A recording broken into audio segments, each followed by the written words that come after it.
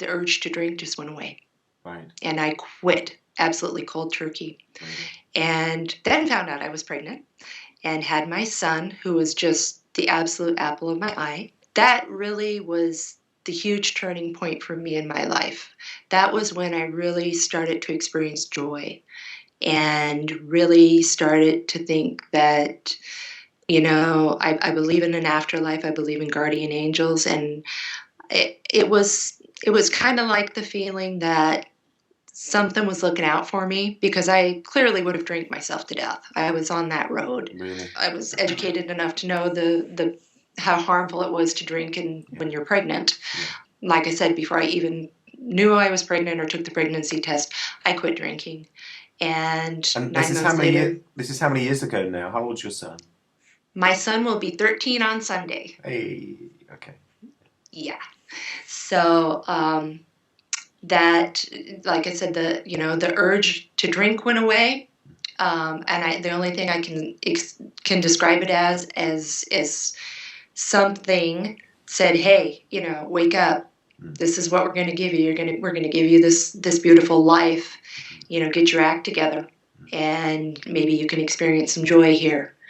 And that's what I did. 9 months later, I had a beautiful, healthy 8-pound baby boy who just absolutely rocked my world. I thought he was just so great. I decided I wanted another one. So 13 months later, I had his sister. And then I thought, okay, that's enough. Okay. So I have one that's almost 13 and one that's almost 12 now. Okay. And motherhood has just been, for me, it's been a great journey. It's been a lot of work, but it has made me a much better person as a result. I never, ever had the urge to drink again. I did gain weight with both pregnancies, but I didn't diet to lose it. It just gradually came off over the years, and I'm at a healthy weight now. I eat what I want, exercise, take vitamins, that kind of stuff. And I feel okay about myself, Oh, yeah. You're a single mum, aren't you? Yes. Yeah. How long have you been a single mum? 5 years. 5 years. So that's another challenge that you've been through, and right. And a huge help in that was my mother, who was not always the best mother growing up, but she was a great grandma. And I just lost her in June. And that's been another very, very difficult loss for me. She lived with me. I took care of her and worked and had my children. When she became ill and had to go to the hospital, she was ill for 2 months before she passed in the hospital. And her wish was to come home to die.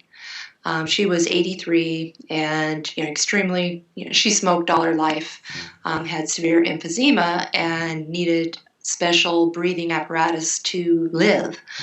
And that was the one thing that I couldn't do for her. I couldn't have that equipment at home to bring her home, to care for her.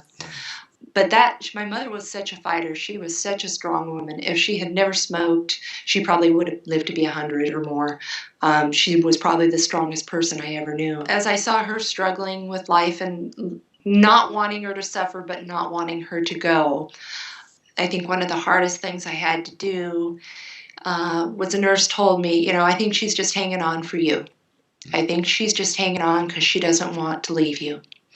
And you need to tell her to go. And I'm like, okay, great.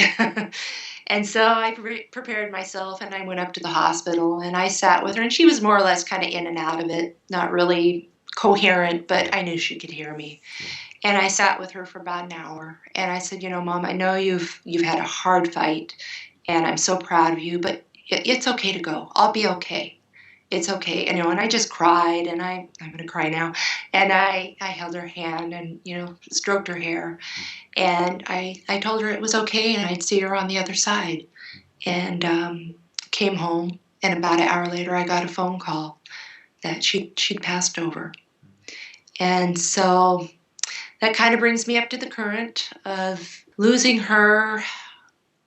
Was probably the hardest thing, the hardest loss I ever had to go through. But then again, I'm okay with it. I miss her like crazy, but I do sense her presence. I do believe in an afterlife, and I think she's in a much better place now. So talk to me a little bit about this awareness of spirituality for you, whether that's, Right. as you've mentioned, an afterlife, or I think you called it a spiritual awakening. Right. I think that really started most when, well, let me back up.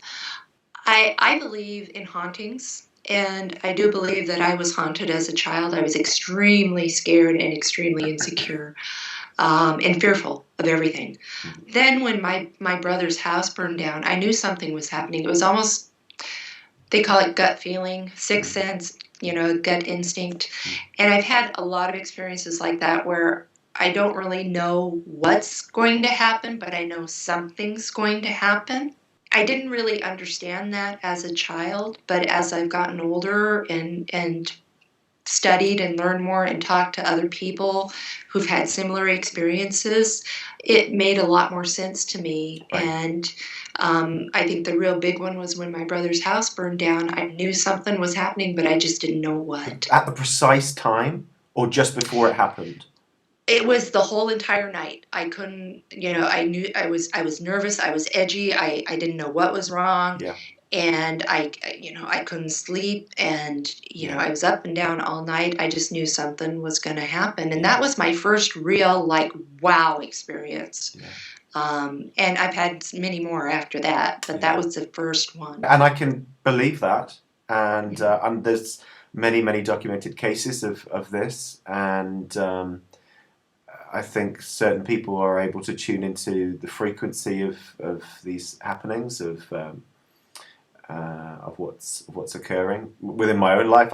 When I was in a really bad place in 2005, I eventually decided to go and see I saw a psychic. I went on the recommendation of someone else, and I tried lots of other things, and this psychic told me various things about my life that have ended up manifesting. Not all of them, but a great deal of them. But she herself said that, because I went over a number of years, I don't go anymore, and I don't feel I need to. She had, as a child, had a premonition of a rail crash, and she was on the train, and she had to get off the train. And she was having a panic attack, and the train was fine, and she got off and calmed down at the next stop, and she got back on.